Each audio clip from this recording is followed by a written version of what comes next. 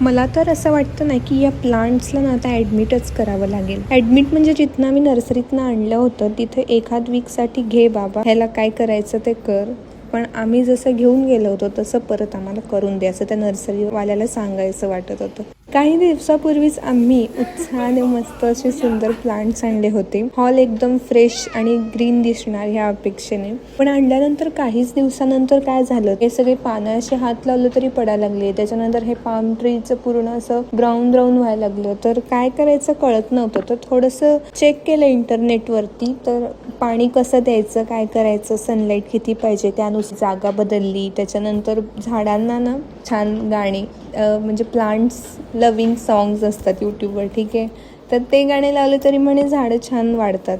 तर मी ते सुद्धा लावले. तर आता कशामुळं माहीत नाही, पण न्यू ग्रोथ थोडी थोडी दिसायला सुरुवात झाली आहे. पण मला हा आता प्रश्न अजूनसुद्धा आहे की नर्सरीमध्ये इतके छान डेन्स सुंदर दिसणारे प्लांट्स घरी आल्यानंतर असे अचानक वीक का पडतात? त्यामागचं रिझन काय असतं बरं? तुम्हाला जर माहीत असेल ना तर मला नक्की सांगा, आणि तुमच्याबरोबरही असं झालं आहे का ते नक्की सांगा. झालं असेल तर त्याचं सोल्युशन काय केलं ते पण सांगा. चलो बाय.